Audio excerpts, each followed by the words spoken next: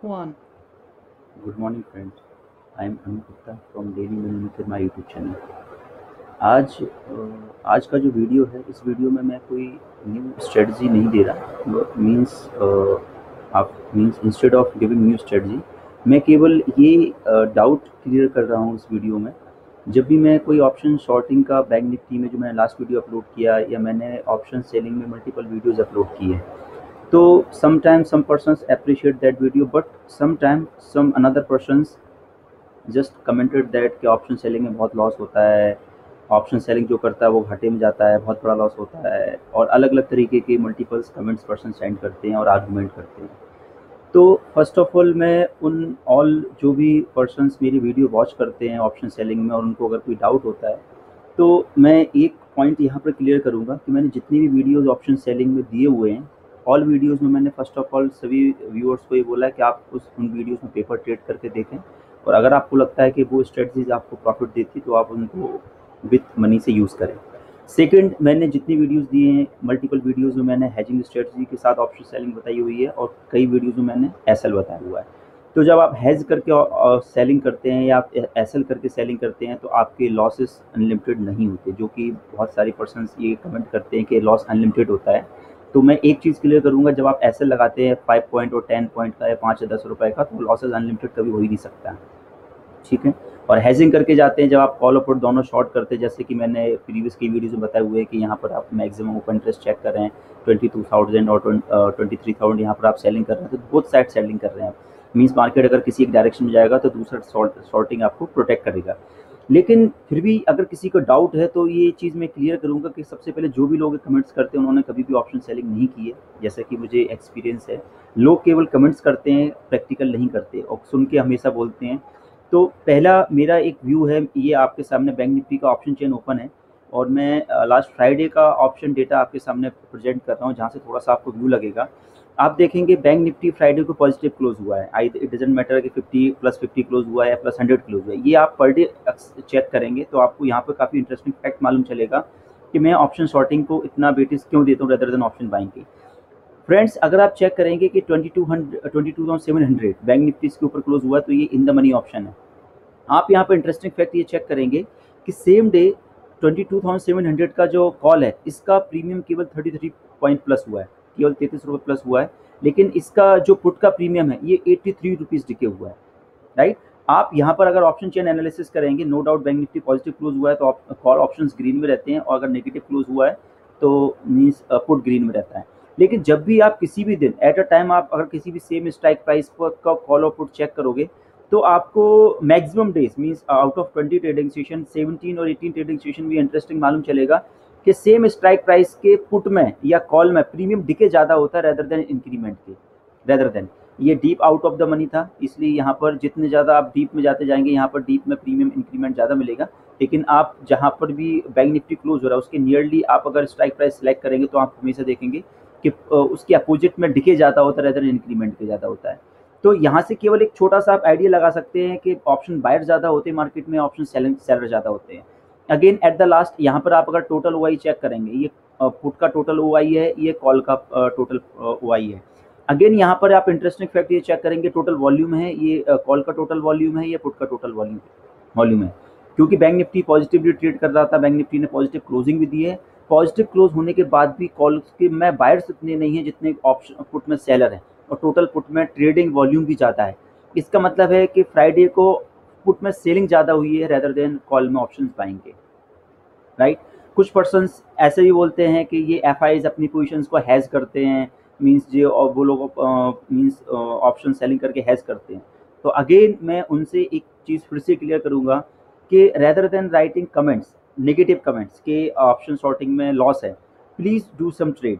और मैं आपको ये गारंटेड चीज़ बताऊंगा, ये मैं काफ़ी टाइम से ट्रेड भी कर रहा हूँ, मैंने बहुत टाइम से एक्सपेरिमेंट भी किए हुए हैं कि ऑप्शन सेलिंग ही एक ऐसी स्ट्रेटजी है जिससे आप लॉन्ग ऑन प्रॉफिट अर्न कर सकते हैं, मंथली बेसिस पर, ईयरली बेसिस पर। नो डाउट, अगर एक महीने में, 1 मंथ में अगर 4 वीक होते हैं, तो आप एक वीक में लॉस भी हो सकता है, लेकिन 3 वीक में आप प्रॉफिट में निकालेंगे, क्योंकि बैंक निफ्टी की वीकली ऑप्शन हैं, प्रीमियम डिके वेरी फास्ट होता है, राइट। तो आप अगर इसको पेपर ट्रेड करके देखें 1 महीने, 2 महीने, 3 महीने, तो आप मंथली बेसिस पर अगर प्रॉफिट कैलकुलेट करेंगे, तो ओवरऑल आप प्रॉफिट में ही निकलेंगे। प्रॉफिट कितना होगा, I am not sure about that, but ये चीज़ प्रैक्टिकली है, बैक टेस्टेड है। मैं भी रेगुलर जो ट्रेडिंग करता हूँ वो ऑप्शन शॉर्टिंग में ही करता हूँ बैंक निफ्टी में, क्योंकि अगर आप इसको एक तरीके से प्रैक्टिकल और करके देखें, I am just giving a demo. Bank Nifty close हुआ है 20,760, मतलब 20,760 के आसपास।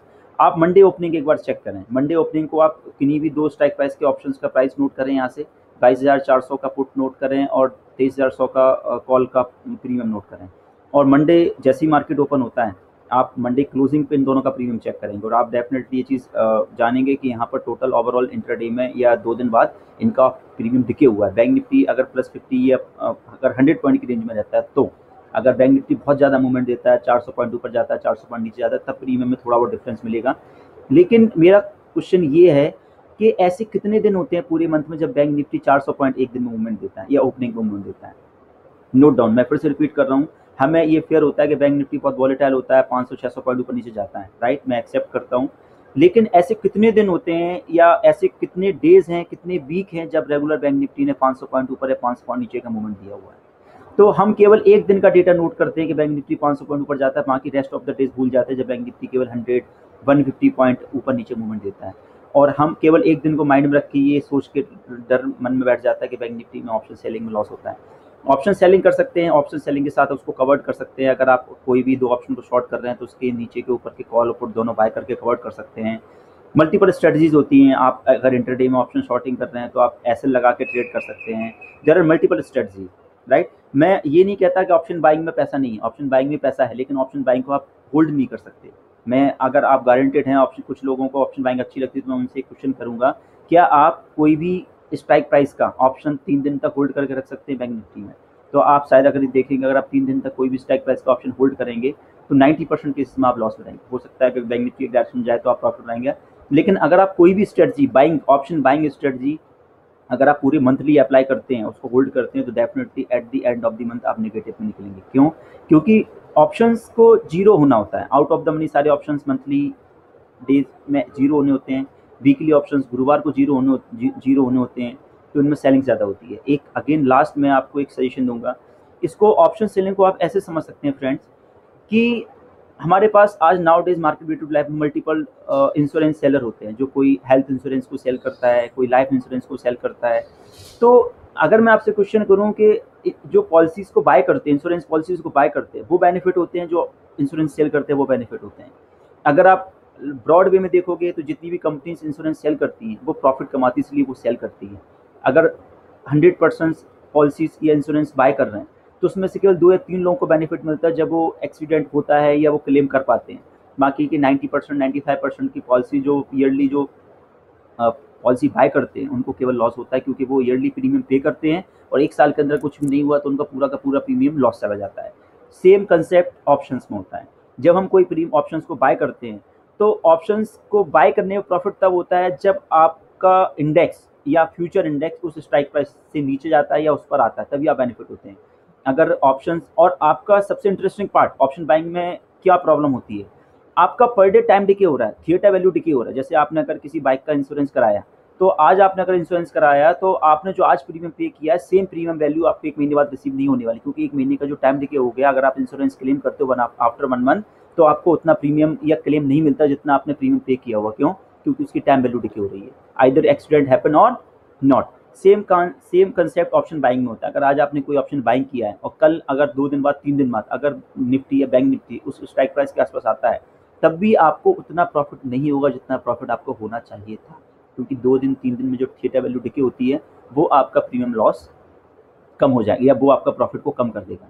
लेकिन ऑप्शन सेलिंग, आप डायरेक्शनल ऑप्शन सेलिंग भी कर सकते हैं। अगर आप ऑप्शन सेलिंग करते हैं तो आप 2 चीज़ों का बेनिफिट आपको मिलता है। एक तो आपको डायरेक्शन का बेनिफिट मिलता है, राइट। जैसे कि अगर आपको लग रहा है बैंक निफ्टी 1-2 दिन में ऊपर जाने वाला है तो आप पुट को शॉर्ट कर दीजिए। अगर ऊपर गया तो आपको डायरेक्शन का बेनिफिट मिलेगा, उसका प्रीमियम डिके होगा। दूसरा, अगर वो 2 या 3 दिन तक रेंज में रहा तब आपको टाइम डिके, थीटा वैल्यू का बेनिफिट मिलेगा। तो ओवरऑल आप प्रॉफिट में ही रहेंगे। आप फियर ना करें, आप एक बार बैक टेस्टिंग करके देखें। फिर भी अगर किसी को ऑप्शन शॉर्टिंग में कोई डाउट है तो उस डाउट को क्लियर करें। Please don't share insufficient knowledge. आप डाउट को क्लियर करें, आप पेपर ट्रेड करके देखें, आप पर्सनल ट्रेड करके देखें। अगर आपको लगता है कि हाँ सच में इसमें लॉस है तो फिर आप इसको अवॉइड करें। मैंने इसमें प्रॉफिट लिया है, इस बेस में इसको सजेस्ट कर रहा हूँ। अगर आपको वीडियो पसंद आए तो लाइक करें, शेयर करें, सब्सक्राइब करें। कोई डाउट हो तो कमेंट करें। Thank you.